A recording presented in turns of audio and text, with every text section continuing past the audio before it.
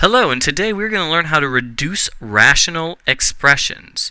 Alright, recall that to reduce fractions, you need to look for common factors in the numerator and denominator and then divide out those factors. For example, one that you've probably seen a bunch of times is 6 divided by 8. Has a common factor in both the numerator and the denominator, 2. 2 goes into 6 3 times and 2 goes into 8 4 times. So when we factor 6 and 2 in this way, we can see that 2 divided by 2 would reduce to 1 and we'd be left with just 3 over 4. With rational expressions where we have variables, it's a little bit trickier. In order to look for common factors, we're going to need to make sure that we actually factor the numerator and the denominator. Secondly, after we're done reducing, we're going to list all the restrictions for x from the parent function and any little step that we've done along the way. You'll see why in a second. Alrighty, so let's start with our first rational expression, x squared plus 5x plus 6 over x plus 3. So this is a quadratic expression divided by a linear expression. To factor the quadratic, it's a trinomial, so we're going to try to use this old method of factoring. What's nice is the a value is 1, so factors of 6 that add up to 5 are 3 and 2. The denominator being a first degree linear expression, the only way this would factor is if there's a common factor in x and 3, and there is not. So x plus 3 is as factored as it can get.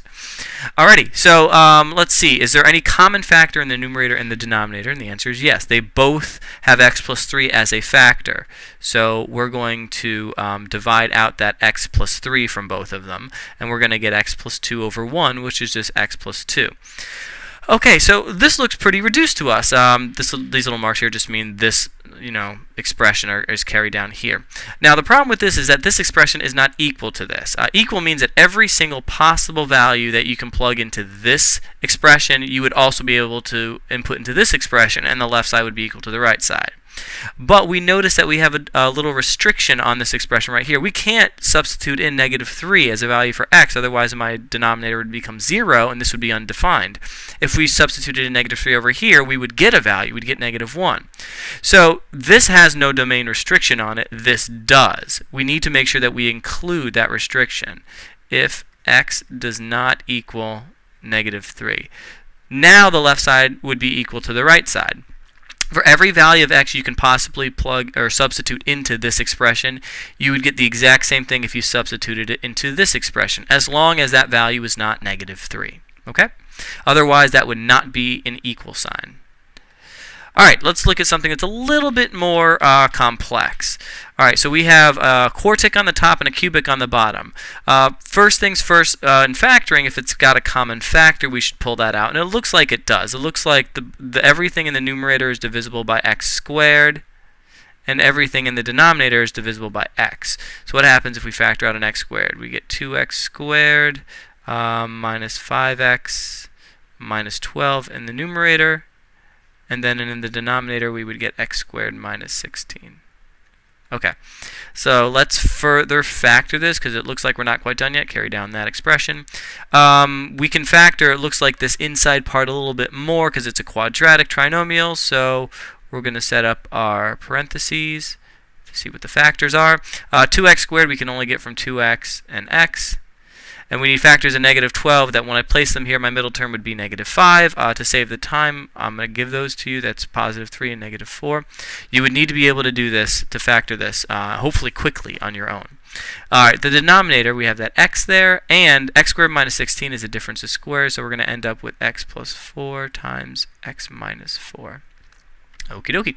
Now we need, this looks like it's completely factored. We're going to need to look for common factors in the numerator and the denominator.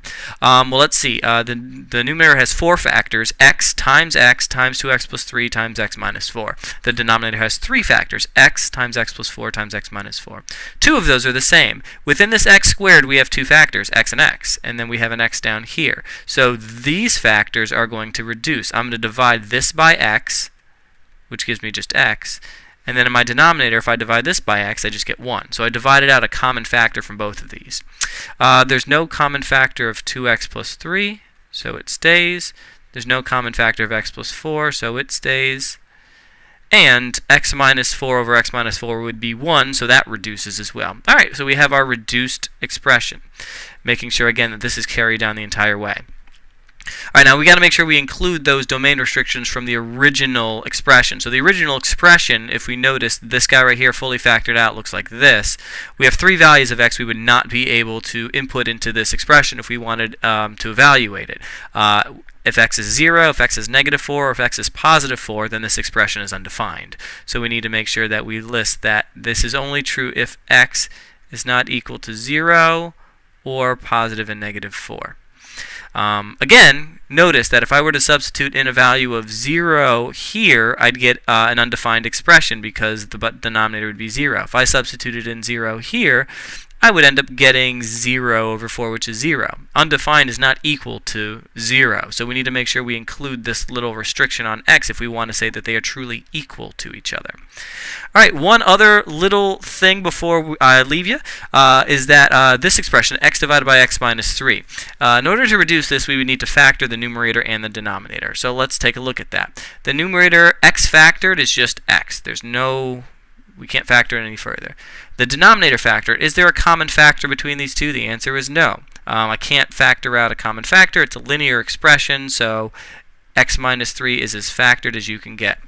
Alright, so the numerator is x, the denominator is x minus 3. Are there any common factors? The answer is no. X is not equal to x minus 3, so I can't reduce it. Therefore, this expression is already reduced. There's nothing else we can do to it that can make it any more reduced. So the problem we're given is the answer. That's as reduced as you can get. Don't get crazy with quote-unquote canceling out things that look the same in the numerator and the denominator. To reduce, specifically, that needs to be in factored form, and the factors need to be equal to each other.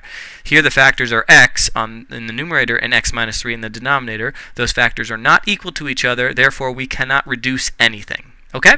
And there you have it. That's how you reduce rational expression.